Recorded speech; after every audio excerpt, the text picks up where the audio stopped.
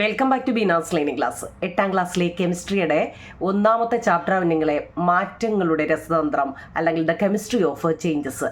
നമ്മുടെ ടെസ്റ്റിലെ 4ാമത്തെ പാഠമാണ് കെമിസ്ട്രി. ആദ്യത്തെ 3 പാഠം ഫിസിക്സ് ആണ് കേട്ടോ. അപ്പം 4ാമത്തെ പാഠത്തിൻ്റെ ഒന്നാമത്തെ ലിങ്ക് നമ്മൾ ഇട്ടിട്ടുണ്ട്. അതായത് ഈ ടെസ്റ്റ് മാറ്റങ്ങളുടെ രസതന്ത്രം എന്നതാണ് പാഠത്തിൻ്റെ പേര്. എല്ലാവർക്കും ടെസ്റ്റ് കിട്ടി കാണുമല്ലോ, ഒരു പാർട്ട് നമ്മൾ ഇട്ടതാണ് കേട്ടോ. ഇവിടെ കുറേ പടങ്ങൾ കൊടുത്തിട്ടുണ്ട്, അതിനെക്കുറിച്ചെല്ലാം നമ്മൾ ഒന്നാമത്തെ പാർട്ടിൽ ഇട്ടതാണ് കേട്ടോ. അപ്പോൾ അഥവാ അത് കാണാത്തവരുണ്ടെങ്കിൽ നോക്കൂ, നിങ്ങളെ ഇതേ ഉള്ള സംഭവം എന്താണ് മാറ്റർ അല്ലെങ്കിൽ ദ്രവ്യം. മലയാളം എന്താ നിങ്ങളെ? ദ്രവ്യം. Matter is anything that ഒക്കുപ്പൈസ് space and that has A mass. സ്ഥിതി ചെയ്യാൻ സ്ഥലം ആവശ്യമുള്ളതും മാസം ഉള്ളതും. മാസം എന്ന് വെച്ചാൽ ഈ വെയിറ്റിനെ, ഈ മാസം എന്ന് വെച്ചാൽ എന്തോ വലിയ സംഭവമാണെന്ന് പേടിക്കേണ്ട, ഭാരം ഉണ്ടല്ലോ, അതാ. മാസ് ഉള്ളതുമായ എന്തിനേയും പദാർത്ഥം അഥവാ ദ്രവ്യം എന്ന് വിളിക്കുന്നു. മാറ്റർ കേട്ടോ, ദ്രവ്യം. സ്ഥിതി ചെയ്യാൻ ആവശ്യമുള്ളതും മാസ് ഉള്ളതുമായ എന്തിനേയും നമ്മൾ പദാർത്ഥം അല്ലെങ്കിൽ ദ്രവ്യം എന്ന് പറയുന്നു. എന്താണ് മാറ്റർ? പ്രപഞ്ചത്തിലെ എല്ലാ പദാർത്ഥങ്ങളും ദ്രവ്യത്താൽ അല്ലെങ്കിൽ മാറ്റർ നിർമ്മിതമാണ് കേട്ടോ. പ്രപഞ്ചത്തിലെ എല്ലാ പദാർത്ഥങ്ങളും മാറ്ററാൽ നിർമ്മിതമാണ്. All substance in the universe are made of matter. നിങ്ങൾ ഈ നോട്ട് ബുക്ക് എടുത്തിട്ട് ഇത് അതുപോലെ അങ്ങ് എഴുതിയെടുത്താൽ മതി കേട്ടോ. ടെസ്റ്റ് വായിച്ചില്ല, നമ്മൾ ഒന്നാമത്തെ പാർട്ടി ടെസ്റ്റ് വായിച്ച് അതിനകത്തിലെ ഈ നോട്ടുകളായിരുന്നു തന്നത്. അപ്പോൾ അതുപോലെ തന്നെ ചോദ്യം, വോളിയം എന്താ? എന്തോ ഈ വോളിയം? നമ്മൾ ഈ ഇപ്പോൾ ഒരു കപ്പിനകത്തിലോ ബക്കറ്റിലോ ഒക്കെ വെള്ളം ഒഴിച്ചു കൊടുക്കത്തില്ലേ കുഞ്ഞുങ്ങളെ? അപ്പോൾ അതിനകത്ത് ഉൾക്കൊള്ളുന്ന, അതാണ് ഈ വോളിയം എന്ന് ഉദ്ദേശിക്കുന്നത് കേട്ടോ. അതിനകത്തിൽ നീളവും വീതിയും ഹൈറ്റും എല്ലാം അതിനകത്തിൽ വരുന്നുണ്ട് അല്ലേ? എത്ര അതിനകത്തെ നീളം എത്ര, വീതി എത്ര, അതിൻ്റെ പൊക്കം എത്ര അല്ലേ, ഹൈറ്റ് എത്ര, ഇതെല്ലാം കൂടി ഉൾക്കൊള്ളുന്നതാണ് ഈ വോളിയം അല്ലെങ്കിൽ വ്യാപ്തം എന്ന് പറയുന്നത്. A characteristics of a matter is that it requires space to exist. എൻ്റെ തൊണ്ട എത്രയും കൂടി ശരിയായിട്ടില്ല കേട്ടോ. സ്ഥിതി അതാണ് നമ്മുടെ ലിങ്ക് താമസിക്കാൻ കാര്യം അതാവും ഞങ്ങൾ എൻ്റെ തൊണ്ട. എന്നിട്ട് ഞാൻ എന്നും നിങ്ങളുടെ 8ാം ക്ലാസ്സുകാരുടെയും 6ാം ക്ലാസ്സുകാരുടെയും കേട്ടോ ഓരോ ലിങ്ക് വീതം ഞാൻ എന്നും ഇടുന്നുണ്ട് കുഞ്ഞുങ്ങളെ. 5ഉം 7ഉം ഞാൻ കഴിഞ്ഞ വർഷം ലിങ്ക് ഇട്ടിട്ടുണ്ട് കേട്ടോ. അഥവാ കിട്ടാത്തവർക്കൊക്കെ നമ്മുടെ ചാനൽ നോക്കിയാൽ മതി കുഞ്ഞുങ്ങളെ കേട്ടോ. എല്ലാം ഇട്ടിട്ടുണ്ട് കേട്ടോ. സ്ഥിതി ചെയ്യാൻ സ്ഥലം ആവശ്യമാണ് എന്നതാണ് ദ്രവ്യത്തിൻ്റെ ഒരു സവിശേഷത. ദ്രവ്യത്തിൻ്റെ ഒരു സവിശേഷത എന്താവും നിങ്ങളെ? അതിനകത്ത് സ്ഥിതി ചെയ്യാൻ അതിന് സ്ഥലം ആവശ്യമാണ് എന്നതാണ്. The space required for matter to exist is called volume കേട്ടോ. ദ്രവ്യത്തിന് സ്ഥിതി ചെയ്യാൻ ആവശ്യമായ സ്ഥലത്തെ അതിൻ്റെ വ്യാപ്തം അല്ലെങ്കിൽ വോളിയം എന്ന് പറയുന്നു. നിങ്ങൾ ബുക്ക് എടുത്തിട്ട് ഈ ഇംഗ്ലീഷും മലയാളവും കൂടെ എഴുതി വെച്ച് പഠിക്കാമെങ്കിൽ നിങ്ങൾക്ക് അത്രയും കാര്യമാവും നിങ്ങളെ. കാരണം നിങ്ങൾക്ക് അന്നേരം ഇതിപ്പം ഫോണിൽ നോക്കിയിരിക്കുമ്പോൾ നമുക്കെല്ലാം അറിയാം അല്ലേ, സത്യമല്ലേ? പക്ഷേ നിങ്ങൾ ചിലപ്പോൾ ഇംഗ്ലീഷ് മാത്രം എഴുതിയെടുക്കുക അല്ലെങ്കിൽ മലയാളം മാത്രം എഴുതിയെടുക്കുക എന്ന് വെച്ചോ, കുറച്ച് നേരം കഴിഞ്ഞ്, അതായത് ഒരാഴ്ചയും 2 ആഴ്ചയും 3 ആഴ്ചയൊക്കെ കഴിഞ്ഞിട്ട് ഇത് നമ്മൾ എടുക്കുമല്ലോ, അന്നേരം നമുക്കിതൊന്നും അത്ര അങ്ങോട്ട് ഡൈജസ്റ്റ് ആവത്തില്ല അല്ലേ, സത്യമല്ലേ? പക്ഷേ ഇത് ഇംഗ്ലീഷും മലയാളവും കൂടെ ഒക്കെ അങ്ങോട്ട് എഴുതി വെച്ച്, ഇംഗ്ലീഷുകാരുടെ അടുത്താൽ പ്രത്യേകിച്ച് മലയാളവും കൂടി അങ്ങോട്ട് എഴുതി വെക്കാമെങ്കിലുണ്ടല്ലോ, പഠിക്കാൻ നേരം നമുക്കൊരു എനർജി വരും. എന്ന് വെച്ചാൽ നമുക്ക് എന്താ അതിൻ്റെ എല്ലാ അർത്ഥം അറിയാവുന്നതുകൊണ്ട് കേട്ടോ. അടുത്ത മാസ് എന്നാൽ എന്താണ്? The amount of matter contained in A substance is it's masses. ഒരു പദാർത്ഥ മാസ് അല്ലെ, ഒരു പദാർത്ഥത്തിൽ അടങ്ങിയിട്ടുള്ള ദ്രവ്യത്തിൻ്റെ അളവാണ് അതിൻ്റെ മാസ്. 3 പഠിച്ചല്ലോ. മാറ്റർ എന്നാൽ എന്താണ്, വോളിയം എന്നാൽ എന്താണ്, മാസ് എന്നാൽ എന്താണ്? പഠിച്ചോ കുഞ്ഞുങ്ങളെ? ആ 3 നിങ്ങൾക്ക് ഓരോ മാർഗം എന്ന് വിചാരിച്ചോ. നോക്കിയേ 3 മാർക്ക് കിട്ടിയില്ലേ? അതിനകത്തിലൊക്കെ ഏതെങ്കിലുമൊക്കെ ചോദിക്കും കേട്ടോ. ഓക്കെ ആണോ? മന്ത്ലി ടെസ്റ്റ് ഉണ്ട് കേട്ടോ, മന്ത്ലി എക്സാം. നോക്കിയോ കുഞ്ഞുങ്ങളെ? അപ്പോൾ ദ്രവ്യം എന്നാൽ അല്ലെ മാറ്റർ എന്നാൽ എന്തെന്ന് നമ്മൾ പഠിച്ചു. ഈ ദ്രവ്യത്തിന് 3 അവസ്ഥകളുണ്ട് അല്ലേ? Solid, liquid, gas. പ്രധാനപ്പെട്ട് നമ്മൾ ഈ 3 പറയുന്നുള്ളൂ. 4ാമത്തെ ഒരെണ്ണം കൂടെ ഉണ്ട് കുഞ്ഞുങ്ങളെ. എന്താണെന്നറിയോ? പ്ലാസ്മ കേട്ടോ. നമ്മുടെ ടെസ്റ്റിൻ്റെ പേജ് നമ്പർ 53 വലത്തുവശത്ത് ഇംഗ്ലീഷ് മീഡിയം ആണെങ്കിലും മലയാളം മീഡിയം ആണെങ്കിലും കണ്ടോ കുഞ്ഞുങ്ങളെ, പ്ലാസ്മയെക്കുറിച്ച് പറഞ്ഞിട്ടുണ്ട്. ഞാൻ ഒന്നാമത്തെ ലിങ്കിൽ പറഞ്ഞതാണ്, എന്നാലും പറയാം. ദ്രവ്യത്തിന് ഖരം, ദ്രാവകം, വാതകം എന്നീ 3 അവസ്ഥകളുണ്ട്. എന്നാൽ ഇവ 3 മാത്രമല്ല ദ്രവ്യത്തിൻ്റെ അവസ്ഥകൾ കേട്ടോ. ദ്രവ്യത്തിൻ്റെ 4ാമത്തെ അവസ്ഥയാണ് കുഞ്ഞുങ്ങളെ പ്ലാസ്മ കേട്ടോ. പ്രപഞ്ചത്തിൽ ഏറ്റവും അധികം കാണപ്പെടുന്നതും പ്ലാസ്മ അവസ്ഥയിലുള്ള ദ്രവ്യങ്ങളുമാണ് കേട്ടോ. നക്ഷത്രങ്ങളും നെബുലകളും പ്ലാസ്മ അവസ്ഥയിലാണ് ഉള്ളത്. ഉയർന്ന താപനിലയിൽ സ്വതന്ത്രമായ ചാർജിത കണങ്ങൾ കൂടി ചേർന്നതാണ് ഈ പ്ലാസ്മ ഉണ്ടാകുന്നത്. എങ്ങനെയാണ് ഈ പ്ലാസ്മ ഉണ്ടാകുന്നതെന്ന് ചിലപ്പം പരീക്ഷയ്ക്ക് 1 മാർക്കിന് ചോദിക്കാം അല്ലേ? എങ്ങനെയാ ചോദ്യം വരുന്നത് നമുക്കറിയത്തില്ലല്ലോ. എങ്ങനെയാവും നിങ്ങളെ? നമുക്ക് എങ്ങനെയാണ് ഈ പ്ലാസ്മ ഉണ്ടാകുന്നത്? ഉയർന്ന താപനിലയിൽ, ഈ ഒരൊറ്റ വരി എഴുതിയാൽ മതി. ഉയർന്ന താപനിലയിൽ സ്വതന്ത്രമായ ചാർജിത കണങ്ങൾ സ്വതന്ത്രമായിട്ടും അല്ലേ ചാർജിത കണങ്ങൾ കൂടി ചേർന്നതാണ് എന്താ പ്ലാസ്മ ചേർന്നാണ് പ്ലാസ്മ ഉണ്ടാകുന്നത്. ആ ഒരൊറ്റ വരി എഴുതിയാൽ മതി എങ്ങനെയാണ് ഈ പ്ലാസ്മ ഉണ്ടാകുന്നത്. ഞാനത് നോട്ടിൽ എഴുതിയില്ല കുഞ്ഞുങ്ങളെ കേട്ടോ. എന്താ വെച്ചാൽ ഇതിപ്പം ഓക്കെ വളരെ നല്ലൊരു ഇമ്പോർട്ടൻ്റ് ചോദ്യം. എങ്ങനെയാണ് ഈ പ്ലാസ്മ ഉണ്ടാകുന്നത്?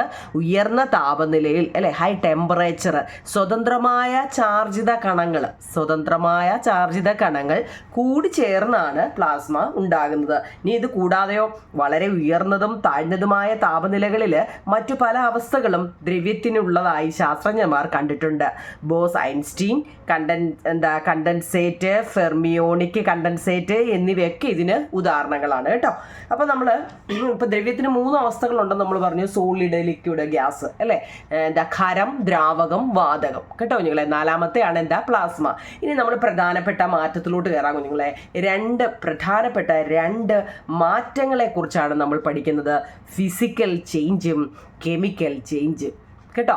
ഫിസിക്കൽ ചേഞ്ചും കെമിക്കൽ ചേഞ്ചും, ഭൗതിക മാറ്റവും രാസമാറ്റവും. നിങ്ങൾ ഈ നമ്പറിട്ട് ഇതുപോലെ അങ്ങ് എഴുതി വെച്ച് പഠിച്ചാൽ മതി. കാരണം ഇതിനകത്തിലെ എല്ലാ ക്വസ്റ്റ്യൻ ആൻസറുകളും നമ്മളിങ്ങനെ ഓർഡർ അനുസരിച്ച് എഴുതി വെച്ചിട്ടുണ്ട് കേട്ടോ. വലിച്ച് ഒത്തിരി അങ്ങ് പഠിക്കേണ്ട കാര്യമില്ല. പ്രധാനപ്പെട്ട എല്ലാം ഇതിനകത്തിലുണ്ട്. A physical change involve a transformations in the form of appearance of a substance without altering its chemical composition. എന്താവും ഞങ്ങളെ ഫിസിക്കൽ ചേഞ്ച് എന്ന് വെച്ചാൽ ഭൗതിക മാറ്റം എന്നത് ഒരു വസ്തുവിൻ്റെ രൂപത്തിലോ ഭാവത്തിലോ ഉണ്ടാകുന്ന പരിവർത്തനത്തെ ഉൾക്കൊള്ളുന്നുണ്ട്. പക്ഷെ അതിൻ്റെ രാസഘടനയിൽ മാറ്റം വരുന്നില്ല. വരുന്നില്ലെന്ന് അങ്ങ് എഴുതിയാൽ അതിനി വരുന്നില്ല. അതിൻ്റെ രാസഘടനയിൽ ഒരു മാറ്റവും വരുന്നില്ല. ഈ പറഞ്ഞത് മനസ്സിലായോ? നമ്മളിപ്പോൾ വെള്ളം അടപ്പേ വെച്ച് ചൂടാക്കുക, നല്ലതുപോലെ അങ്ങ് വെട്ടി നമ്മൾ അതിനെ അങ്ങ് തിളപ്പിക്കുകയാണേ. അപ്പം അത് ഇച്ചിരി കഴിഞ്ഞാൽ നമ്മൾ അണച്ച് വെച്ചാലും എന്താണ് അതിന് ഒരു മാറ്റവും വരുന്നില്ല.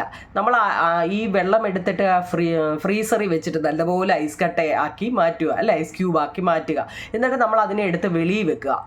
ഇച്ചിരി കഴിയുമ്പോഴും എന്താണ് അത് ലിക്വിഡായിട്ടായിരുന്നു അല്ലേ. ലിക്വിഡാന്ന് വെച്ചാൽ നിങ്ങളെ ദ്രാവകമായിട്ടുള്ള ഒരു സാധനമാണ് ലിക്വിഡ് എന്ന് വെച്ചാൽ ദ്രാവകം അല്ലേ. അതിനെ എടുത്ത് നമ്മൾ ഐസിൻ്റെ ഫ്രീസറിൽ വെച്ചിട്ട് ഫ്രിഡ്ജിൻ്റെ ഫ്രീസറിൽ വെച്ചിട്ട് അതിനെ ഐസ് ക്യൂബാക്കി മാറ്റുക എന്ന് വെച്ചാൽ ഖരം സോളിഡാക്കി മാറ്റി. എന്നിട്ട് കുറച്ച് നേരം ഒരു മണിക്കൂർ എടുത്ത് വെളി വെച്ച് കഴിഞ്ഞാൽ അതിനെന്തെങ്കിലും മാറ്റം ഉണ്ടോ? അത് വീണ്ടും അത് വെള്ളമായിട്ട് മാറി. എന്ന് വെച്ചാൽ അതിൻ്റെ രൂപത്തിലും ഭാവത്തിലും ഒക്കെ മാറ്റം വന്നു അല്ലേ. ഗ്ലാസ്സിൽ ഒഴിച്ച വെള്ളം നമ്മൾ ഫ്രീസറിൽ എന്തെങ്കിലും ഒരു പാത്രം, ഏത് പാത്രത്തിലാണോ ഒഴിച്ചു വെക്കുന്നത് ആ ഷേപ്പിലായിട്ട് അത് രൂപത്തിലും ഭാവത്തിലും ഒക്കെ മാറ്റം ഉണ്ടാവും. പക്ഷെ അതിൻ്റെ രാസഘടനയിൽ ഒരു മാറ്റവും വരുന്നില്ല. അങ്ങനെ ഉണ്ടെങ്കിൽ അതിനെ നിങ്ങളെ പറയുന്നത് ഫിസിക്കൽ ചേഞ്ച് എന്നാണ് പറയുന്നത്. മനസ്സിലാവുന്നുണ്ടോ? അതിനൊരു മാറ്റവും ഉണ്ടാകുന്നില്ല. ഇപ്പം മെൽറ്റിംഗ് ഐസ്, കുറേ എക്സാമ്പിൾ നമുക്ക് പഠിക്കാനുണ്ട് കേട്ടോ. മനസ്സിലായോ? ഭൗതിക മാറ്റത്തിന് ഇംഗ്ലീഷ് ഫിസിക്കൽ ചേഞ്ച്. ഇത് ഒരു വസ്തുവിൻ്റെ രൂപത്തിലോ ഭാവത്തിലോ മാറ്റങ്ങൾ ഉണ്ടാവാം, പക്ഷെ അതിൻ്റെ രാസഘടനയിൽ ഒരു മാറ്റവും ഉണ്ടാകുന്നില്ല. നോക്കൂ നിങ്ങളെ, ഗ്ലാസ് പൊട്ടുന്നത്, ഗ്ലാസ് നമ്മുടെ കയ്യിൽ നിന്നും താഴെ വീണ് പൊട്ടുക എന്ന് വെച്ചു അല്ലേ. പൊട്ടിക്കഴിഞ്ഞാൽ അതിനെന്തെങ്കിലും മാറ്റം ഉണ്ടോ? അത് കുപ്പിച്ചില്ലായി അല്ലേ. ആ ഗ്ലാസ്സിനകത്തിൽ വേറെ എന്തെങ്കിലും വരുന്നുണ്ടോ? ആ ഗ്ലാസ് പൊട്ടി അതിൻ്റെ കുപ്പിച്ചില്ലുണ്ടെന്നേ ഉള്ളൂ. വേറെ എന്തെങ്കിലും അതിനകത്തിലാവുന്നുണ്ടോ? ഇല്ല. അതുപോലെ തന്നെ മെൽറ്റിംഗ് ഐസ് തണുക്കുന്നത് അല്ലേ, ബോയിലിംഗ് വാട്ടർ വെള്ളം ചൂടാക്കുന്നത്, കട്ടിങ് പേപ്പർ, കുറേ പേപ്പർ എടുത്ത് നമ്മൾ കട്ട് മുറിച്ച് കളഞ്ഞാലും ആ പേപ്പർ മുറിച്ചു എന്നല്ലാതെ അതിനകത്തിൽ അഡീഷണൽ ആയിട്ടൊന്നും വരുന്നില്ലല്ലോ. Dissolve in sugar in water അല്ലേ, വെള്ളത്തിനകത്തിൽ പഞ്ചസാര ചേർക്കുന്നത് അല്ലേ, അതൊക്കെ. ഇനി നോക്കിയേ, ഫിസിക്കൽ ഒരു ഭൗതിക മാറ്റം ഒരു പദാർത്ഥത്തിൻ്റെ ഭൗതിക രൂപത്തെ അല്ലേ, ഇപ്പം നമ്മൾ പറഞ്ഞ പോലെ തന്നെ അതിൻ്റെ രൂപത്തെ മാറ്റുന്നു, പക്ഷേ അതിൻ്റെ ഘടനയ്ക്ക് ഒരു മാറ്റവും വരുന്നില്ല. എന്നാൽ കെമിക്കൽ ആണെങ്കിലോ രാസമാറ്റം ഒരു പദാർത്ഥത്തിൻ്റെ ഘടനയെ മാറ്റി പുതിയ എന്തെങ്കിലും ഉണ്ടാകുന്നു. അതിനൊക്കെ കുറേ എക്സാമ്പിൾ നമുക്ക് പറയാം നിങ്ങളെ, അപ്പം നിങ്ങൾക്കത് മനസ്സിലാവും. ഓക്കെ ആണോ? അപ്പോൾ അതൊക്കെയായിരുന്നു നമ്മൾ ആദ്യത്തെ പാഠത്തിൽ പഠിച്ചത്.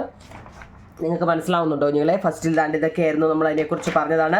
പിന്നെ നമ്മളൊരു ഭാരമുള്ള ഒരു കല്ലും ചെറിയ വെയിറ്റ് ഉള്ള ഒരു കല്ലും ഒക്കെ ഇട്ടേങ്ങനെ ഇതിനെക്കുറിച്ചൊക്കെ നമ്മൾ പറഞ്ഞതാണ്. പിന്നെ നമ്മളിത് പറഞ്ഞ ഒരു ബക്കറ്റിനകത്തിൽ അല്ലേ ഒരു ഗ്ലാസ് നമ്മൾ നേരെ കുത്തനെ കൊണ്ട്, എന്തിനാ നമ്മൾ കുളിക്കാൻ കുളിമുറി കയറുമ്പോൾ നമ്മുടെ ജോലി ആ ബക്കറ്റിൽ നിറച്ച് വെള്ളം എടുത്തിട്ട് കപ്പ് അല്ലേ, കപ്പിനകത്തിൽ സ്ട്രെയിറ്റ് കൊണ്ടുവന്നിങ്ങനെ മുക്കി അല്ലേ, മുക്കുമ്പോൾ സ്ട്രെയിറ്റ്. നിങ്ങളൊന്ന് നോക്കണം, ഇതുവരെ ചെയ്തില്ലേ ഇനിയെങ്കിലും ചെയ്യണം. സ്ട്രെയിറ്റ് താപ്പോട്ടം നമുക്ക് നോക്കിയേ, നല്ലത് പറ്റത്തില്ല. എന്തുകൊണ്ടാണെന്നറിയോ? ഏറി അതിൽ നിൽക്കുന്നതുകൊണ്ട്. അതേപോലെ ഒരു ഇച്ചിരി കൈ ഒന്ന് ചരിച്ചു കൊടുക്കാമെങ്കിൽ പടക്കാന്ന് പറഞ്ഞാൽ അതിനകത്തിലോട്ടൊക്കെ പോകും അല്ലേ. അതാണ് ഏറ് ഉള്ളത് കൊണ്ട് അതിനകത്തോട്ട്, ആ ഗ്ലാസ്സിനകത്തോട്ട് വെള്ളം കയറത്തില്ല കേട്ടോ. അങ്ങനെയാണ് കൊടുത്തിരിക്കുന്നത്. കേട്ടോ. ഇനി അത് മാത്രമല്ല കുഞ്ഞുങ്ങളെ, അതിനകത്തിൽ പിന്നെയും പറയുന്നുണ്ട് എന്താണെന്നറിയോ, ആ ഗ്ലാസ്സിനുള്ളിൽ ജലം കയറാത്തത് എന്തുകൊണ്ടാണ്. അവർ ഗ്ലാസ്സിനകത്ത് ഒരു ടവലും വെച്ചിട്ടുണ്ടായിരുന്നു കേട്ടോ. ഞാൻ ഗ്ലാസ് മാത്രമാണ് പറഞ്ഞത്. ആ ഗ്ലാസ്സിനകത്ത് ഒരു ടവലുണ്ടേ. നിങ്ങളായി തന്നെ ചെയ്താൽ മതി. കപ്പിനകത്തിൽ ഒരു കുഞ്ഞു തുണി എടുത്ത് നല്ലപോലെ ചുരുട്ടി, എന്ന് വെച്ചാൽ ഇളകി വീഴാത്ത രീതിയിൽ നല്ലപോലെ ചുരുട്ടി അതിനകത്തിൽ വെക്കുക. എന്നിട്ട് എന്താ, കുത്തനെ വെള്ളത്തിലോട്ട് ഇറക്കി അങ്ങ് വെക്കുക. നല്ലതുപോലെ ഇറക്കി വെക്കുമ്പോൾ എന്താ, എന്നിട്ട് പെട്ടെന്ന് മേപ്പോട്ട് പൊക്കി നോക്കുക. എന്താ, ആ തുണി നനഞ്ഞ് കാണത്തില്ല. കാരണം എന്താണെന്നറിയോ, ഏറെ അതിനകത്തിലുണ്ടായിരുന്നു കേട്ടോ. മനസ്സിലായോ? സ്ഥിതി ചെയ്യാൻ സ്ഥലം ആവശ്യമുള്ളതും മാസുള്ളതുമായി എന്തിനേയും നമ്മൾ എന്ത് പറയുന്നു, ദ്രവ്യം എന്ന് പറയുന്നു. അതൊക്കെ നമ്മൾ പറഞ്ഞതാണ് കേട്ടോ. അപ്പൊ ഈ പടം കണ്ടുകൊണ്ടൊന്ന് പറഞ്ഞതാ. ഓക്കെ ആണോ നിങ്ങളെ? അതായത് ചുരുക്കം പറഞ്ഞു കഴിഞ്ഞാൽ ഇപ്പോൾ ഒരു മാർക്കിനൊക്കെ നിങ്ങളോട് ചോദിക്കാം, നമ്മുടെ പ്രപഞ്ചത്തിലെ എല്ലാ പദാർത്ഥങ്ങളും ഡാഷ് നിർമ്മിതമാണ്. എന്ത് നിർമ്മിതമാണ്? മാറ്റർ അല്ലെങ്കിൽ ദ്രവ്യം. All substance in the universe are made of dash. എന്താവും നിങ്ങളെ? മാറ്റർ കേട്ടോ. ഒരു മാർക്കിനൊക്കെ ഇങ്ങനെയും ചോദിക്കാം. ഒരു പദാർത്ഥത്തിൽ അടങ്ങിയിരിക്കുന്ന ദ്രവ്യത്തിന്റെ അളവിനെ ഡാഷ് എന്ന് പറയുന്നു. എന്തെന്ന് പറയുന്നു? മാസ് എന്ന് പറയുന്നു. Dash of a substance is the measure of the quantity of matter contained in it. എന്താ? മാസാണ്. മനസ്സിലായോ? ഇങ്ങനെയായിരിക്കും, ഇങ്ങനെയും ചോദ്യം വരാം. ഇനി is air A form of matter. വായു ഒരു ദ്രവ്യമാണോ? ഇപ്പം നമ്മൾ പറഞ്ഞല്ലോ വായുവിൻ്റെ കാര്യം. എന്താ, കപ്പ് കുത്തനെ കൊണ്ടുവന്ന് വെള്ളത്തിനകത്തിൽ വെച്ച് കഴിഞ്ഞാൽ അതിനകത്തിൽ എന്താ വെള്ളം കയറുമോ എന്നൊക്കെ ചോദിച്ചു. വായു ഒരു ദ്രവ്യമാണോ? ആണോ? Form of matter. Air A form of matter. Yes ആണ് കേട്ടോ. അതൊക്കെ ഒരു മാർക്കിന്റെ ചോദ്യമാണ്. നിങ്ങൾ ഇങ്ങനെയൊക്കെ ഉള്ളതാണ് ഇനി നമ്മൾ പ്രതീക്ഷിക്കേണ്ടത് കേട്ടോ. മാറ്റർ എന്ന് വെച്ചാൽ എന്തായിരുന്നു? Anything that ഒക്കുപ്പൈസ് space and has mass is called matter കേട്ടോ. സ്ഥിതി ചെയ്യാൻ സ്ഥലം ആവശ്യമുള്ളതും മാസുള്ളതുമായ എന്തിനേയും നമ്മൾ ദ്രവ്യം എന്ന് പറയുന്നു. Matter exist mainly in 3 stage: solid, liquid, gas. ദ്രവ്യത്തിന് 3 അവസ്ഥകളാണുള്ളത്: ഖരം, ദ്രാവകം, വാതകം. ഇനി 4th stage of matter is called. ഇതൊക്കെ ഞാൻ എന്നോട് എഴുതി എന്തിനാണെന്നറിയോ? ചിലപ്പോൾ 1 വേർഡിനും 2 മാർക്കിനും ഒക്കെ ചോദിച്ചാൽ എങ്ങനെയാ എഴുതുന്നതെന്നൊന്ന് പറയാൻ വേണ്ടിയാണ് കേട്ടോ. Matter exist mainly dash stage. എത്ര സ്റ്റേജാ? 3 സ്റ്റേജ്. 4th ഉണ്ട് കേട്ടോ. 4 എഴുതിയാലും ശരിയാണ്. പക്ഷെ നമ്മൾ കൂടുതലായിട്ടും 3 സ്റ്റേജ് ആണ് യൂസ്. Solid, liquid, gas. ദ്രവ്യത്തിന് 3 അവസ്ഥകളാണ്: ഖരം, ദ്രാവകം, വാതകം. 4th stage of matter is plasma കേട്ടോ.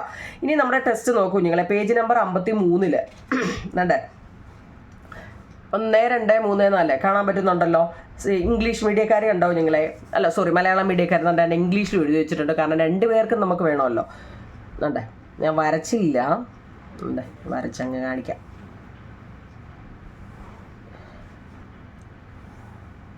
കണ്ടോ? മനസ്സിലായോ? പ്രോപ്പർട്ടി, എൻ്റെ സവിശേഷത: ഖരം, ദ്രാവകം, വാതകം. നമ്മളോട് ചോദിക്കുവാണ് ഹാസ് ഡെഫിനിറ്റ് മാസ്. നിശ്ചിത മാസ് ഉണ്ട്. Definite mass. ഖരം എന്ന് വെച്ചാൽ കട്ടിയായിട്ടിരിക്കുന്ന ഒരു വസ്തുവിൽ അതിന് നിശ്ചിത മാസ് ഉണ്ടോ എന്നാ ചോദിച്ചിരിക്കുന്നത്. ഉണ്ട് കേട്ടോ.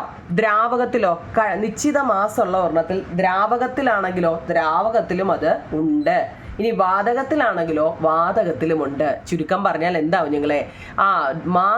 മാസ് നിശ്ചിത മാസ് സോളിഡിലും ലിക്വിഡിലും ഗ്യാസിലും ഉണ്ട്.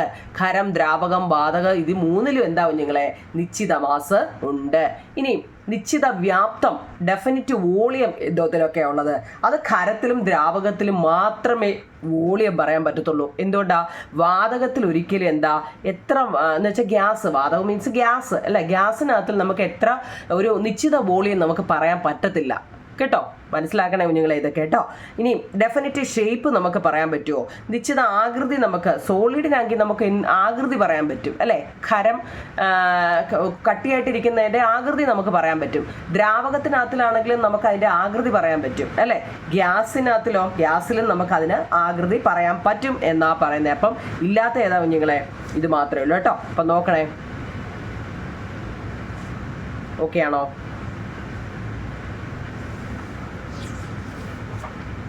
ഓക്കെ. അപ്പോൾ അതാണിപ്പോൾ. ഇനി മാറ്റങ്ങൾ പലതരമുണ്ട് അല്ലേ. ഡിഫറെൻറ്റ് ടൈപ്പ് ഓഫ് മാറ്റങ്ങളുണ്ട് അല്ലേ. മാറ്റങ്ങൾ അല്ലേ എന്ന് വെച്ചാൽ ചേഞ്ച്. ഭയങ്കര മഴ കുഞ്ഞുങ്ങളെ വെളിയിൽ കേട്ടോ, പതിവില്ലാതെ. ഒരു ചെറിയ സ്റ്റീൽ പാത്രത്തിൽ അല്പം മെഴുക് ചൂടാക്കി നോക്കൂ, എന്ത് സംഭവിക്കുന്നു? ഒരു സ്റ്റീൽ പാത്രത്തിൽ അല്പം മെഴുക് ചൂടാക്കി ഒഴിക്കുന്നു. ഓക്കെ കുഞ്ഞുങ്ങളെ, എന്തെങ്കിലും സംഭവം. നിങ്ങളുടെ വീട്ടിലെല്ലാം മെഴുകുതിരി ഉണ്ടല്ലോ. സ്റ്റീൽ പാത്രത്തിലോട്ട് ഒഴുകിയാൽ എന്താ സംഭവിക്കുന്നത്? പാത്രത്തിൽ ഉണ്ടാകുന്ന ദ്രാവകത്തെ അല്പസമയം തണുപ്പിച്ചാൽ എന്ത് സംഭവിക്കും? ആ പാത്രത്തിൽ ഉണ്ടാകുന്ന ദ്രാവകത്തെ നമ്മൾ അല്പം തണുപ്പിച്ചാൽ എന്താണ്? ചോദ്യം നല്ലതുപോലെ കേൾക്കണേ കേട്ടോ. അതായത് മെഴുകെന്ന് പറയുന്ന സാധനം എന്താ, ഒരു സോളിഡാണ് അല്ലെ, ഒരു ഖരമാണ് അല്ലേ. ഇതിനെ നമ്മൾ എന്ത് ചെയ്താലാവും നിങ്ങളെ, ഇതിനെ നമ്മൾ തണുപ്പിച്ചാൽ, ചൂടാക്കുമ്പോൾ എന്താ സംഭവിക്കുന്നത്, ഹീറ്റ് ചെയ്യുമ്പോൾ എന്താ സംഭവിക്കുന്നത്, ഹീറ്റ് എന്ന് വെച്ചാൽ ചൂടാക്കുമ്പോൾ എന്താ, മെഴുകുരുകുന്നു അല്ലേ. മെഴുക് പൊതുവേ നമ്മൾ ചൂടാക്കുമ്പോൾ മെഴുക് ഉരുകിപ്പോകുന്നു, അത് ദ്രാവകമായിട്ട് മാറുന്നു.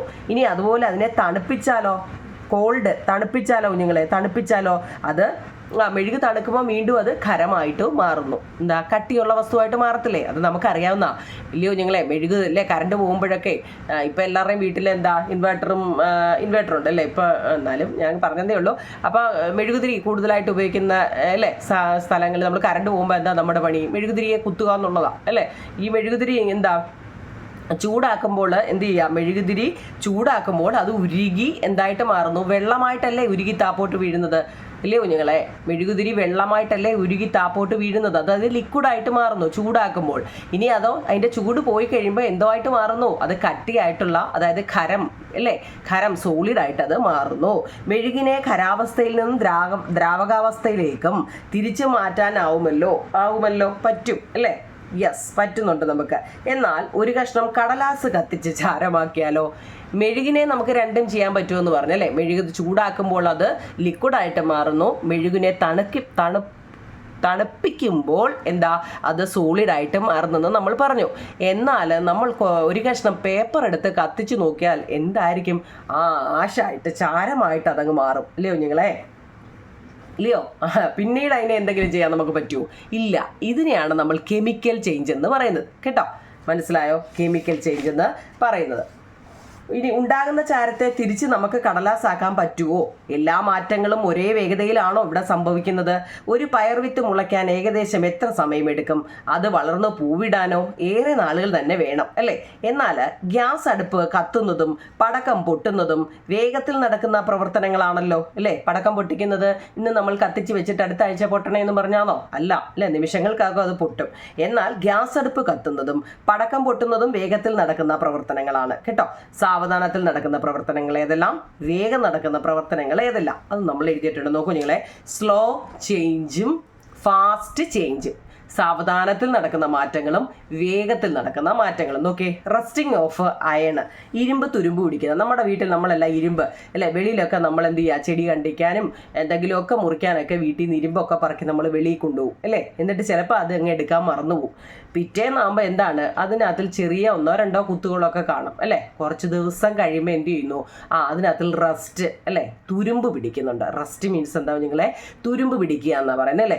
അതപ്പോൾ ഒരു ദിവസം കൊണ്ട് പെട്ടെന്ന് കയറി അങ്ങ് തുരുമ്പ് പിടിക്കത്തൊന്നുമില്ല. ചിലപ്പോൾ 1-2 കുത്തൊക്കെ 1-2 ദിവസമൊക്കെ, കാലക്രമേണ അതവിടെ കിടന്ന് എന്താകുന്നു, തുരുമ്പ് പിടിക്കുന്നു. അതപ്പോൾ സാവധാനം നടക്കുന്ന ഒരു പ്രവർത്തനമാണ് ഇരുമ്പ് തുരുമ്പ് പിടിക്കുന്നത്. ഇനി ചെടി വളരുന്നത്, നമ്മളൊരു ചെടിയുടെ തൈ കൊണ്ട് നട്ട് കഴിഞ്ഞാൽ നാളെ ആകുമ്പോഴത്തേക്ക് അത് വലിയ പൂവും കായും ഒക്കെ പിടിച്ച് നിൽക്കുമോ? ഇല്ല. എന്താ, അത് പതുക്കെ വളരത്തുള്ളൂ. മനുഷ്യരും അതുപോലെയാണ് അല്ലേ. മൃഗങ്ങളുടെ വളർച്ചയും ചെടികളുടെ വളർച്ചയൊക്കെ, അതുപോലെ തന്നെ എറോഷൻ ഉണ്ടാകുന്നത്, കുക്കിംഗ് ഫുഡ് ഭക്ഷണം വേവിക്കുന്നത്, ഇതൊക്കെ നിമിഷ നേരം കൊണ്ടുണ്ടാകുന്ന കാര്യമല്ല, പിതുക്കെ നടക്കുന്ന പ്രവർത്തനങ്ങളാണ് കേട്ടോ. Slow change. ഇത് വേറെ ഉണ്ട്, നിങ്ങൾക്ക് ഇഷ്ടമുള്ള എഴുതാം കുഞ്ഞുങ്ങളെ. ഇത് ഞാൻ വെറുതെ ഇങ്ങനെ എഴുതിയെന്നേ ഉള്ളൂ. അവനൊരു ഇഷ്ടമുള്ളത് ഏതെങ്കിലും ഒരു 4 പഠിച്ച് വെച്ചേക്കണം. അതുപോലെ ഫാസ്റ്റ്, നമ്മളിപ്പോൾ പറഞ്ഞായിരുന്നു എന്താ, ലൈറ്റനിങ്. നമ്മൾ മഴ പെയ്യുമ്പോൾ എന്താ ലൈറ്റനിങ് ഉണ്ടാവുമല്ലോ, മിന്നൽ. അതെന്താ, പെട്ടെന്ന് ഉണ്ടാകുന്ന അല്ലേ, വേഗത്തിൽ നടക്കുന്നതാണ്. അതുപോലെ കട്ടിങ് പേപ്പർ, നമ്മൾ പേപ്പർ മുറിച്ച് വെക്കുന്നത്, പേപ്പർ മുറിക്കുക, മെൽറ്റിങ് ഐസ്, ഗ്ലാസ് ബേസ്റ്റിങ്, ഗ്ലാസ്സൊക്കെ താഴെ വീണ് പൊട്ടുന്നതും ഒക്കെ നമ്മുടെ കയ്യിൽ നിന്നും പെട്ടെന്നുണ്ടാകുന്ന കാര്യങ്ങളൊക്കെയാണ് അല്ലേ. അതൊക്കെ ഏതെങ്കിലും ഒരു 4 കേട്ടോ, മനസ്സിലാവുന്ന ഏതെങ്കിലും 4. ഇത് തന്നെ വേണമെന്നില്ല, നിങ്ങളുടെ ടീച്ചറും തരും. ഇഷ്ടമുള്ള ഏതെങ്കിലും ഒരു 4 പഠിച്ചു വെച്ചിരിക്കണം, ഏതോ ആയിക്കോട്ടെ. സ്ലോ ചേഞ്ചും ഫാസ്റ്റ് ചേഞ്ചും കേട്ടോ. അപ്പോൾ നമ്മൾ ഫിസിക്കൽ ചേഞ്ച് പഠിച്ചതാണ്. ഒരു പദാർത്ഥത്തിൻ്റെ ഭൗതിക രൂപത്തെ മാറ്റുന്നു, പക്ഷേ അതിൻ്റെ ഘടനയ്ക്ക് മാറ്റം ഉണ്ടാകുന്നില്ല എന്ന് നമ്മൾ പറഞ്ഞു അല്ലേ. A physical change involve a transformation in the form or appearance of a substance without altering its chemical compositions. ഉദാഹരണം, മെൽറ്റിംഗ് ഓഫ് ഐസ് ഉരുകുന്നു, മെഴുകുരുകുന്നു, മെൽറ്റിംഗ് ഓഫ് വാക്സ്. ഇതൊക്കെ ഫിസിക്കൽ ചേഞ്ച് എന്താണെന്ന് ചിലപ്പോൾ 2 മാർക്കിന് ചോദിക്കുകയാണെങ്കിൽ ഇത് ഇത്രയും കറക്റ്റായിട്ട് എഴുതാമെങ്കിൽ തീർത്തും നിങ്ങൾക്ക് 2 മാർക്ക് കിട്ടും കേട്ടോ. നിങ്ങളെ കാരണം എന്താണെന്ന് എഴുതിയിട്ട് അതിൻ്റെ 2 എക്സാമ്പിളും എഴുതുമ്പോൾ ഫുൾ മാർക്ക് നിങ്ങൾക്ക് കിട്ടും കേട്ടോ. ഇംഗ്ലീഷ് ആയാലും മലയാളം ആയാലും എന്താണ്, what is physical change, give 2 example, 2 example എഴുതാൻ കേട്ടോ. ഓക്കെ ആണോ? ഇത് എഴുതണേ ഫിസിക്കൽ ചേഞ്ച്. അങ്ങനെ ആണെങ്കിൽ നമ്മളിപ്പോൾ എപ്പോഴും അങ്ങ് ഫിസിക്കൽ ചേഞ്ച് അല്ലേ? ഭൗതിക മാറ്റത്തെക്കുറിച്ചാണ് ഇപ്പോൾ പറഞ്ഞുകൊണ്ടിരിക്കുന്നത്. ഈ ഫിസിക്കൽ ചേഞ്ച് നോക്കൂ നിങ്ങൾ. അതിന് വേറെ ഉദാഹരണം melting of wax, melting of ice, formation of ice, dissolution of salt in water അല്ലേ? മലയാളം ഉണ്ട്. മെഴുകുരുകുന്നു, ജലം ഐസാകുന്നു, ഐസ് ഉരുകുന്നു, ഉപ്പ് ലായനി ലയിക്കുന്നു അല്ലേ? ഉപ്പ് ജലത്തിൽ ലയിക്കുന്നു എന്നുള്ള ഇത് വേറെ ഉണ്ട് കുഞ്ഞുങ്ങളെ. ഭൗതിക മാറ്റവും രാസമാറ്റവും തങ്ങളുടെ ഡിഫറൻസ് എന്താ? ഡിഫറൻസ് അല്ല ഏതൊക്കെയാണെന്നൊക്കെ ഒന്ന് അറിഞ്ഞു. ഇപ്പോൾ ഒത്തിരി എണ്ണം ഞാൻ പറഞ്ഞു കേട്ടോ. സ്കൂളിൽ ടീച്ചർ പഠിപ്പിക്കുമ്പോഴൊക്കെ അത് പറഞ്ഞ് കേൾപ്പിക്കണം. ടീച്ചർ ഇന്നതാണ് ഇന്നതല്ലയോ ഇങ്ങനെയൊക്കെ പറഞ്ഞു എടുക്കണം കേട്ടോ. പഠിക്കുന്ന കൊച്ചാന്ന് അറിയിപ്പിക്കണ്ടേ? അങ്ങനെയല്ലേ നമ്മളൊക്കെ അല്ലേ? അങ്ങനെ പറയണം കേട്ടോ. നമ്മളൊരു ടീച്ചർ പഠിപ്പിച്ചുകൊണ്ടിരിക്കുമ്പോൾ ഉണ്ടല്ലോ ഇങ്ങനെ ഓരോന്ന് ചോദിച്ചുകൊണ്ടേയിരിക്കണം എന്ന് വെച്ച് കഴിഞ്ഞാൽ അവരെ ശല്യപ്പെടുത്തുക എന്നുള്ളതല്ല കുഞ്ഞുങ്ങളെ. നമുക്ക് എന്തെങ്കിലും അറിയാവുന്ന കാര്യങ്ങൾ അങ്ങോട്ടും ഇങ്ങോട്ടും ഒക്കെ ഷെയർ ചെയ്യണം. നമുക്കപ്പോൾ അറിയാം, ഇന്നതൊക്കെ അറിയാം, നമ്മളും അപ്പോൾ പഠിക്കാൻ ശ്രമിക്കുന്നുണ്ട് എന്നൊക്കെ അവരോടൊന്ന് അറിയട്ടെ കേട്ടോ. ഭൗതിക മാറ്റവും രാസമാറ്റവും. ജലം നീരാവിയാകുന്നു, മെഴുകുരുകുന്നു, വിറക് വെട്ടുന്നു, ജലം ഐസാകുന്നു, നീരാവി തണുത്ത് ജലമാകുന്നു. ഇതെല്ലാം ഭൗതിക മാറ്റത്തിൽ വരുന്നതാണ്. രാസമാറ്റത്തിൽ വരുന്ന നിങ്ങളെ വിറക് കത്തുന്നു എന്ന് വെച്ചാൽ ഭൗതിക മാറ്റം എന്ന് വെച്ചാൽ എന്താ? ഇപ്പം ജലം നീരാവിയാകുന്നു, അത് നീരാവിയായാലും വീണ്ടും ജലമായിട്ട് തന്നെ വരുന്നത്. മെഴുകുരുകുന്നു, മെഴുകുരുകിയാൽ വീണ്ടും അത് മെഴുകായിട്ട് തന്നെ. വിറക് വെട്ടുന്നു, വിറക് കത്തിക്കുമല്ല വെട്ടുകയാണ്, അത് വിറക് തന്നെയാണ്. ജലം ഐസാകുന്നു അല്ലേ? ഐസായാലും പിന്നെ അത് ജലമായിട്ട് തന്നെ. നീരാവി തണുത്ത് ജലമാകുന്നു അല്ലേ? ഇതെല്ലാം എന്താണ്? ഒരു മാറ്റവും അതിൻ്റെ എന്താ ഘടനയ്ക്കൊന്നും ഒരു മാറ്റവും വരുന്നുണ്ടോ? അതിൻ്റെ രൂപത്തിലോ ഭാവത്തിലൊന്നും ഒരു മാറ്റവും വരുന്നില്ല. എന്താ ഇല്ലേ കുഞ്ഞുങ്ങളെ? എന്തെങ്കിലും മാറ്റങ്ങൾ വരുന്നുണ്ടോ? ഇല്ല. അങ്ങനെ എന്ന് വെച്ചാൽ അതുമായിട്ട് ബന്ധപ്പെട്ട കാര്യങ്ങളോ അതിനകത്തിൽ അഡീഷണൽ ആയിട്ടൊന്നും വരുന്നില്ല. പക്ഷേ ഇത് നോക്കിക്കേ, വിറക് കത്തുന്നു. വിറക് കത്തിച്ച് കഴിഞ്ഞാൽ എന്താ? അത് ചാമ്പലായിട്ട് വേറൊരു സാധനമായിട്ട് അങ്ങ് മാറുക. അതിനെയാണ് നമ്മൾ. അപ്പോൾ ഇത് ഞങ്ങളുടെ വ്യത്യാസം മനസ്സിലായോ? വിറക് കത്തുന്നു എന്ന് വെച്ച് കഴിഞ്ഞാൽ കത്തിച്ച് കഴിഞ്ഞാൽ അത് ചാമ്പലായി, മീൻസ് ആഷ്, ചാമ്പലായിട്ട് അങ്ങ് മാറുകയാണ് അല്ലേ? തുരുമ്പ് പിടിക്കുന്നു, പിന്നീട് അത് കൊള്ളത്തില്ല അല്ലേ? തുരുമ്പായിട്ട് അങ്ങ് മാറി. പടക്കം പൊട്ടുന്നു, വീണ്ടും അതിനെ എടുത്തിട്ട് പൊട്ടിക്കാൻ പറ്റുമോ? ഇല്ല. അത് പൊട്ടി എന്താ വെടിമരുന്ന് ഒക്കെ എന്തായിട്ട് അങ്ങ് മാറി. മെഴുക് കത്തുന്നു അല്ലേ? മെഴുക് കത്തുക എന്ന് വെച്ച് കഴിഞ്ഞാൽ അത് വേണ്ട, അതെല്ലാം കൂടെ കൺഫ്യൂഷൻ ആയിപ്പോകും. പാല് തൈരാകുന്നു. നോക്കിയോ നിങ്ങളെ, വളരെ ഇമ്പോർട്ടൻ്റ് ആണ് പാല് തൈരാകുന്നത്. എന്താ പാല് തൈരാകുന്ന വെച്ചാൽ വീണ്ടും അതിനെ നമുക്ക് പാലാക്കാൻ പറ്റുമോ? തൈരായി കഴിഞ്ഞാൽ അത് തൈരാണ് അല്ലേ? വേറൊരെണ്ണമായിട്ട് അങ്ങ് മാറി. ഇത് തിരിഞ്ഞു പോകല്ലേ? സസ്യങ്ങളിലെ പ്രകാശ സംശ്ലേഷണമൊക്കെ എന്താ രാസമാറ്റങ്ങൾക്ക് എക്സാമ്പിളാണ് കേട്ടോ. ഓക്കെ ആണോ? ഇനി നമ്മൾ അടുത്തത് കെമിക്കൽ ചേഞ്ചുകളെ കുറിച്ചാണ് പഠിക്കാൻ പോകുന്നത്. അപ്പം ഭൗതിക മാറ്റവും രാസമാറ്റവും നമ്മുടെ ടെസ്റ്റിനകത്തിലെ ഇതിനെക്കുറിച്ചൊക്കെ നിങ്ങളെ നമ്മളിപ്പോൾ പറഞ്ഞത്. മെഴുകുരുകുന്നതിനെക്കുറിച്ചും ഒക്കെ അടിതാടിപ്പം നമ്മൾ ഇതേവരെ പറഞ്ഞത് കേട്ടോ. ഇനി നമ്മൾ പഠിക്കുന്നത് കെമിക്കൽ ചേഞ്ചുകളെ കുറിച്ചാണ്. ഇവിടെ ഒരു പാത്രത്തിൽ ഐസ് എടുത്ത് ചൂടാക്കുക. എന്ത് സംഭവിക്കും? ഐസ് ചൂടാക്കിയ എന്താവും നിങ്ങളെ സംഭവിക്കുന്നത്? അത് ആവിയായിട്ട്, നീരാവിയായിട്ട് അങ്ങ് പോകും അല്ലേ? ആവിയായിട്ട് ചൂടാക്കുന്നതിനെ തുടർന്ന് എന്ത് സംഭവിക്കും? ജലം തിളച്ച് നീരാവി ഉണ്ടാകാൻ തുടങ്ങിയില്ലേ? ഖരം, ദ്രാവകം, വാതകം എന്നീ അവസ്ഥകളിൽ പദാർത്ഥങ്ങളുടെ കണികാ ക്രമീകരണം നിങ്ങൾ ചെറിയ ക്ലാസ്സുകളിൽ പഠിച്ചിട്ടുണ്ടല്ലോ. ഓരോ അവസ്ഥയിലും കണികകൾ തമ്മിലുള്ള അകലം, അവ തമ്മിലുള്ള ആകർഷണ ബലം, കണികകളുടെ ചലന വേഗത, ഊർജം എന്നിവയെക്കുറിച്ചൊന്ന് എഴുതാമോ എന്ന് നമ്മളോട് ചോദിച്ചിട്ടുണ്ട്. അവിടെ ഒരു ബോക്സ് കൊടുത്തിട്ടുണ്ട് കണ്ടോ. അപ്പം നമ്മൾ ഫിസിക്കൽ ചേഞ്ചിൻ്റെ കുറേ പഠിച്ചായിരുന്നു. എന്ത് ഈ കെമിക്കൽ ചേഞ്ച് എന്നും കൂടെ ഒന്ന് അറിയണേ. 2 മാർക്കിന് ലഭിക്കുക. What is chemical change? 2 example എഴുതാൻ. ഒരു രാസപദാർത്ഥത്തെ മറ്റൊരു രാസപദാർത്ഥമാക്കി മാറ്റുന്ന പ്രക്രിയ നിങ്ങളെ രാസപ്രവർത്തനം എന്ന് പറയുന്നത്. ഒരു രാസപദാർത്ഥത്തെ മറ്റൊരു രാസപദാർത്ഥമാക്കി മാറ്റുന്ന പ്രക്രിയയാണ് എന്ത് പറയുന്നത്? രാസപ്രവർത്തനം എന്ന് പറയുന്നത്. A chemical change occurs when A substance transform into A new substance കേട്ടോ. കെമിക്കൽ ചേഞ്ച് എന്നാൽ എന്ത്? മുമ്പ് നമ്മളെ കുറേ എക്സാമ്പിൾ പറഞ്ഞില്ലേ. എന്താണ് എന്ന് നിങ്ങളോട് ചോദിച്ചു കഴിഞ്ഞാൽ ഞാനത് ആദ്യമേ എഴുതിയില്ലായിരുന്നു, അതുകൊണ്ടാണ് അതിപ്പോൾ എഴുതിയത്. കെമിക്കൽ ചേഞ്ച് എന്നാൽ എന്ത്? ഓക്കെ ആണോ? ഇനി നമ്മുടെ ഇപ്പം പറഞ്ഞല്ലോ പേജ് നമ്പറിലെ നോക്കൂ നിങ്ങളെ. ഇവിടെ അതെ പ്രോപ്പർട്ടി, സവിശേഷത, സോളിഡ്, ലിക്വിഡ്, ഗ്യാസ്. നോക്കിയേ, കണികൾ തമ്മിലുള്ള അകലം, ഡിസ്റ്റൻസ് ബിറ്റ്വീൻ പാർട്ടിക്കിൾസ്. നോക്കിയേ, പാർട്ടിക്കിൾസിൻ്റെ ഡിസ്റ്റൻസ് നോക്കിയേ. സോളിഡിലാണെങ്കിൽ വളരെ കുറവാണ്. വളരെ കുറവെന്ന് വെച്ചാൽ വളരെ അടുത്താണ് അല്ലെ? വളരെ കുറവാണെന്നാണ് സോളിഡിൽ അല്ലേ? കണികൾ തമ്മിലുള്ള അകലം വളരെ കുറവാണ്. എന്നാൽ ദ്രാവകത്തിൽ അത് എന്താ അല്പം അകലം ഉണ്ടെന്നാ. കുറച്ച് അല്പം അകലം ദ്രാവകത്തിലുണ്ട്, പക്ഷേ വാതകത്തിൽ അകലം കൂടുതലാണ്. മനസ്സിലായ? കുറവാണ്. ഇതിനകത്തിൽ അല്പമുണ്ട്, ഇതിനകത്തിൽ അല്പം കൂടുതലാണ്. ഏതാണ്? തമ്മിലുള്ള അകലമാണ് അകലം. ഇനി കണികൾ തമ്മിലുള്ള ആകർഷണ ബലം എങ്ങനെയാണ്? ഖരത്തിനകത്തിൽ ശക്തമായി അവർ ആകർഷിക്കുന്നുണ്ട് കേട്ടോ. അവർ തമ്മിലുള്ള അട്രാക്ഷൻ എങ്ങനെയാണ്? സ്ട്രോങ് ആണ്. നല്ല ശക്തമായിട്ടാണ്. പക്ഷെ ഖരത്തെ അപേക്ഷിച്ച് അത്ര അങ്ങോട്ട് ആകർഷണമൊന്നുമില്ല അല്ലേ, മോഡറേറ്റ് ആണ് ഏതാ ദ്രാവകത്തിൽ. എന്നാലോ വാതകത്തിൽ അത് വീക്കാണ്, വളരെ കുറവുമാണ് കേട്ടോ. മനസ്സിലായി. ഇതുപോലെ തന്നെ ആ ടെസ്റ്റിൽ എഴുതണേ. കണികകളുടെ ചലനവും വേഗതയും എങ്ങനെയാണെന്ന് ചോദിച്ചിട്ടുണ്ട്. ഖരത്തിൽ അല്ലെ സോളിഡിൽ അത് വെരി സ്ലോ ആണ്, ഇവിടെ മോഡറേറ്റ് അല്ലെങ്കിൽ ഇടത്തരമാണ്, ഇവിടെ വെരി ഫാസ്റ്റ് ആണ് ഗ്യാസിൽ. കണികകളുടെ ഊർജം എനർജി എങ്ങനെയാണെന്ന് ചോദിച്ചാൽ കണികകളുടെ ഊർജം എന്ന് പറയുന്നത് ഇവിടെ കുറച്ച് ഊർജമേ ഉള്ളൂ, ലീസ്റ്റ് എനർജി.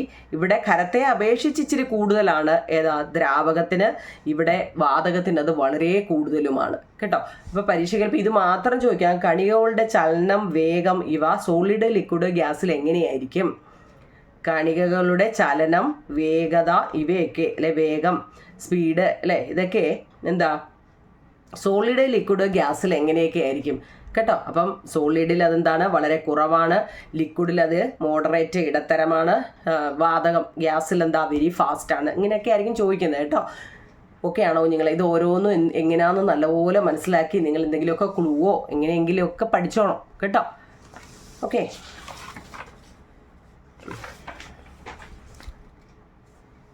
അതിൻ്റെ തൊട്ട് താഴെ നോക്കൂ കുഞ്ഞുങ്ങളെ, ഖരാവസ്ഥയിൽ കണികകൾ വളരെ അടുത്തിരിക്കുന്നു എന്ന് മനസ്സിലായല്ലോ. ഖരമാണെങ്കിൽ അതിൻ്റെ കണികകൾ അല്ലേ, ഖരാവസ്ഥയിലുള്ള പദാർത്ഥങ്ങളെല്ലാം അടുത്തടുത്തടുത്തടുത്തല്ലേ, അതുകൊണ്ടല്ലേ അത് കട്ടിയായിട്ടിരിക്കുന്നത്. ഖരം എന്ന് വെച്ചാൽ എന്താണ്, സോളിഡ്, നല്ല കട്ടിയുള്ളത് അല്ലേ, കട്ടിയായിട്ടിരിക്കുന്നത്. ഖരവസ്തുവിനെ ചൂടാക്കുന്നു എന്ന് കരുതുക. കണികകൾ തമ്മിലുള്ള അകലവും കണികകളുടെ ഊർജത്തിനും എന്താണ് ഇവിടെ സംഭവിക്കുന്നത്? ഖരവസ്തുവിനെ ചൂടാക്കുമ്പോൾ, ഖരമായിട്ടിരിക്കുന്ന ഒരു വസ്തുവിനെ ചൂടാക്കുമ്പോൾ, മനസ്സിലാവുന്നുണ്ടോ? ചൂടാക്കുമ്പോൾ കണികൾ തമ്മിലുള്ള അകലത്തിനും അതിൻ്റെ ഊർജത്തിനും എന്താണ് സംഭവിക്കുന്നത്? കണികൾ തമ്മിലുള്ള അകലം അപ്പോൾ കൂടും. ചൂടാക്കുമ്പോൾ എന്താ ചെയ്യുന്നത്? അവ തമ്മിലുള്ള അകലം അപ്പോൾ കൂടും, ഇൻക്രീസ് ആവും. എന്നാൽ അവരുടെ ഊർജവും ഇൻക്രീസ് ആയിക്കൊണ്ടിരിക്കും അല്ലേ, അതും കൂടുമെന്ന് എഴുതിക്കോണം കേട്ടോ. ടെസ്റ്റിൽ എഴുതിക്കോണം കുഞ്ഞുങ്ങളെ. ഖരവസ്തുവിനെ ചൂടാക്കുമ്പോൾ കണികൾ തമ്മിലുള്ള അകലവും കണികളുടെ ഊർജവും വർദ്ധിക്കുകയും ക്രമേണ അത് ഇവിടെ തന്നെ ഇതിൻ്റെ തന്നെ എല്ലാ ചോദ്യത്തിനും ഉത്തരം അതിൻ്റെ തൊട്ട് താഴെ തന്നെ ഉണ്ട് കുഞ്ഞുങ്ങളെ. വർദ്ധിക്കുകയും ക്രമേണ അത് ദ്രാവകത്തിൻ്റെ കണികാ ക്രമീകരണം കൈവരിക്കുകയും ചെയ്യുന്നു. അതായത് നോക്കൂ കുഞ്ഞുങ്ങളെ, ഖരം അത് ചൂട് കൊടുക്കുമ്പോൾ അല്ലെങ്കിൽ താപം ആഗിരണം ചെയ്യുമ്പോൾ അത് ദ്രാവകമായിട്ട് മാറുന്നു. അത് വീണ്ടും താപം ആഗിരണം ചെയ്തത് വാതകമായിട്ട് മാറുന്നു. ഓക്കെ, ദ്രാവകത്തെ ചൂടാക്കിയാൽ ക്രമേണ അത് വാതകമായിട്ട് മാറുന്നു. ഇവിടെ തന്നെ എഴുതി വെച്ചിട്ടുണ്ട്, ദ്രാവകത്തെ ചൂടാക്കിയാൽ അത് വാതകമായിട്ട് മാറുന്നു. ഒരു വാതകത്തെ തണുപ്പിച്ചാൽ എന്ത് സംഭവിക്കും? വാതകത്തെ തണുപ്പിച്ചാൽ അത് ദ്രാവകമായിട്ടും മാറും. ഇത് ഒന്നറിയണേ. ഖരത്തെ ദ്രാവകം മീൻസ് ലിക്വിഡ് അല്ലേ, ദ്രാവകത്തെ ചൂടാക്കിയാൽ അത് വാതകം അല്ലേ, ലിക്വിഡിനെ ചൂടാക്കിയാൽ അത് ഗ്യാസായിട്ട് മാറുന്നു, പിന്നെ ഗ്യാസിനെ ചൂടാക്കിയാൽ അത് ദ്രാവകമായിട്ടും മാറും കേട്ടോ.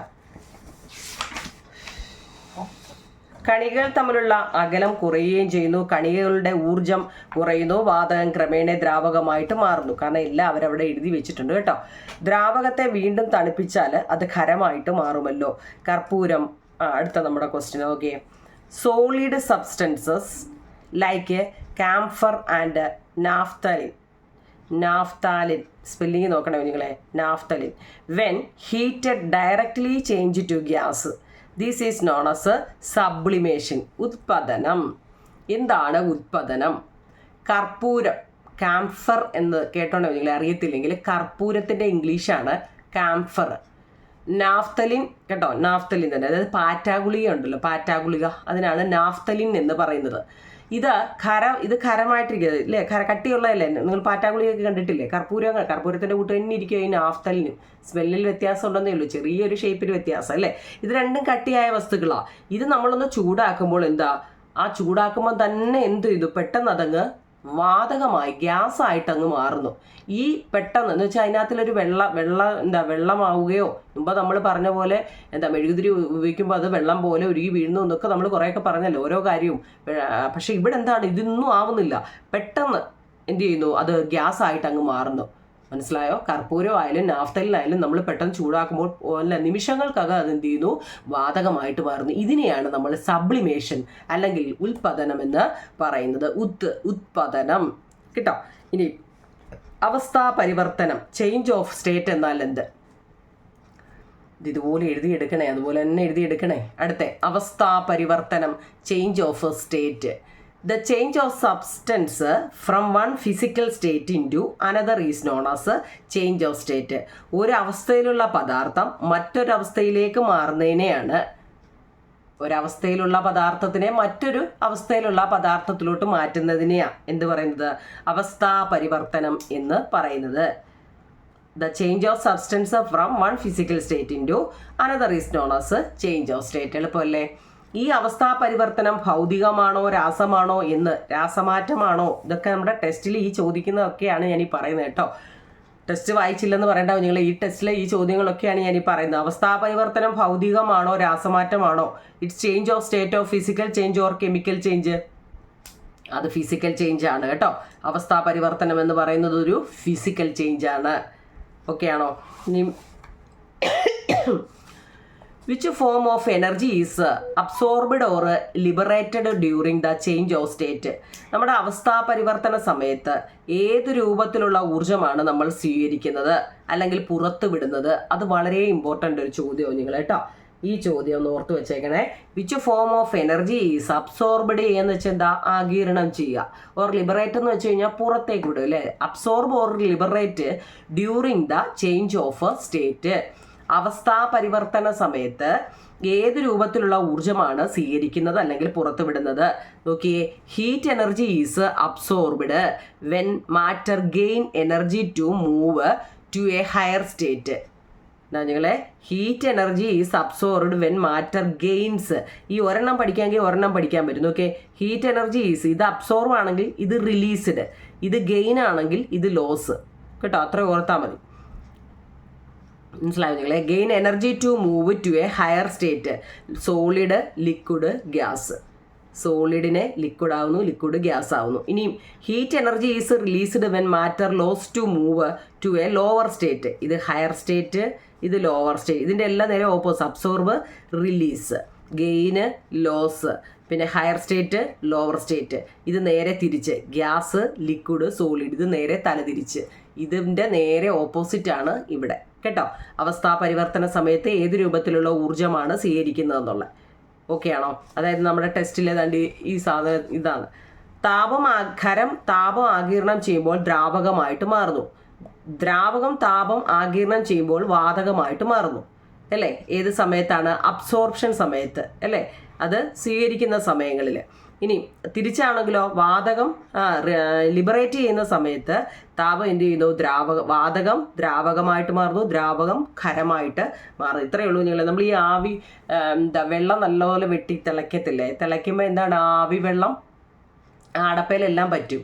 ആ അടപ്പയിൽ പറ്റിയിട്ട് പിന്നെ എന്താണ്? അത് അത് താഴെ വീണ്ടും ആ വെള്ളത്തിൽ തന്നെ വീഴുന്നുണ്ട്. അതൊക്കെ അറിയത്തില്ലേ? അതിപ്പോൾ എന്തിനാ പറഞ്ഞതെന്ന് ചോദിച്ചു കഴിഞ്ഞാൽ എന്താ, ഇവിടെ നോക്കിയാൽ heat energy is absorbed when matter gains energy to move to a higher state. Release ചെയ്യുന്നത് ലോസും ലോവർ സ്റ്റേറ്റുമാണ് കേട്ടോ. ഒന്ന് പഠിക്കാമെങ്കിൽ നിങ്ങൾക്ക് ആ രണ്ടെണ്ണം എഴുതാൻ പറ്റും. അടുത്ത, ഫ്രീസറിൽ സൂക്ഷിച്ച വെള്ളം ഐസായി മാറുന്നത് എങ്ങനെയാണ്? ഇതെല്ലാം നമ്മുടെ ടെസ്റ്റിലെ ചോദ്യമാണ്. ഒരു ഫ്രീസറിൽ സൂക്ഷിച്ച വെള്ളം ഐസായി മാറുന്നത് എങ്ങനെയാണ്? How does water change to ice in the freezer? When water is kept in a freezer the temperature drop below 0 degree Celsius. വെള്ളം ഫ്രീസറിൽ വെച്ചാൽ അതിൻ്റെ താപനില 0 ഡിഗ്രി സെൽഷ്യസിന് താഴോട്ട് അത് കുറയുന്നുണ്ട് അല്ലേ? As water cools down its particles lose energy and move more slowly. എന്താ, അത് അങ്ങനെ ആയി കഴിയുമ്പോൾ എന്താ? വെള്ളത്തിലെ ഊർജ്ജ കണങ്ങളെല്ലാം നഷ്ടപ്പെടുന്നു. ഈ എന്ത് ചെയ്യുന്നു? ഈ particles come closer together and arrange in a fixed solid pattern. ഈ കണങ്ങൾ ചെറിയ അകലത്തിൽ സ്ഥിരമായ ക്രമത്തിൽ അതെന്ത് ചെയ്യുന്നു? കൂടി നിൽക്കുന്നു. എന്ന് വെച്ചാൽ അത് കട്ടിയായിക്കൊണ്ടിരിക്കുമ്പോൾ ഇതങ്ങ് ഓരോ സ്ഥിരമായ ക്രമത്തിൽ അത് എവിടെയെങ്കിലും ഒക്കെ കൂടി നിൽക്കുന്നു. ഈ പ്രക്രിയയിലാണ് നമ്മൾ എന്ത് ചെയ്യുന്നത്? Water become a solid ice. ഇങ്ങനെയാണ് എന്താ?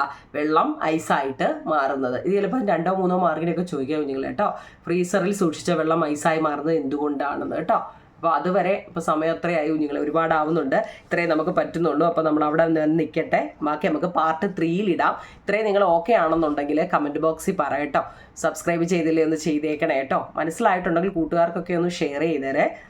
ലൈക്കും ഷെയറും കമൻറ്റും ഒക്കെ പോരട്ടെ കേട്ടോ. മനസ്സിലായെങ്കിൽ കമൻറ്റ് പറയണേ നിങ്ങൾ കേട്ടോ. എന്നിട്ട് നമുക്ക് പാർട്ട് 3 ഇടാം. Okay, thank you.